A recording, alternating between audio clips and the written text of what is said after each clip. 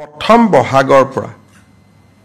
বহাগৰ পৰা চৰকাৰৰ যিমান ট্ৰান্সফাৰ অৰ্ডাৰ ওলাব, পোষ্টিং ওলাব, গাইডলাইনছ ওলাব, ৰুলছ ওলাব, ৰেগুলেশ্যন ওলাব, নটিফিকেশ্যন ওলাব, অফিচ মেমৰেণ্ডাম ওলাব, এই গোটেইবিলাকতে ইংৰাজীৰ লগতে অসমীয়াও ইয়াত সংলগ্ন কৰিব লাগিব।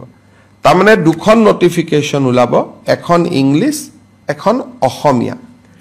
কেছ হলে, লিগেল প্ৰব্লেম হলে হি ইংলিছখন মান্য হ'ব, কাৰণ লিগেল লেংগুৱেজৰ কাৰণে ইংলিছখন।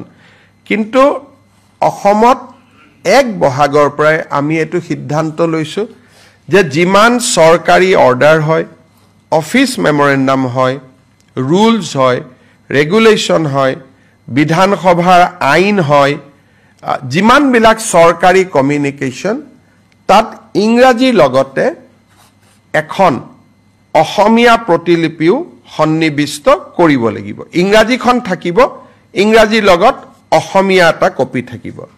বৰাক উপত্যকাত বেংগলী থাকিব, বিটিআৰত বড়ো থাকিব অতিৰিক্তকৈ।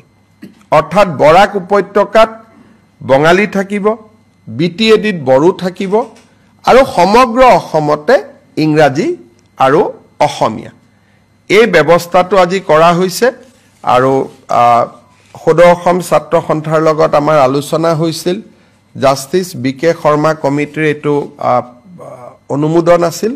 ৰাজ্য চৰকাৰে অহা 1 এপ্ৰিলৰ পৰা কাৰ্যকৰী হোৱা কৰি 15 এপ্ৰিল 1 বহাগৰ পৰা কাৰ্যকৰী হোৱাকৈ ইয়াক ৰূপায়ণ কৰাৰ বাবে নিৰ্দেশ দিছে।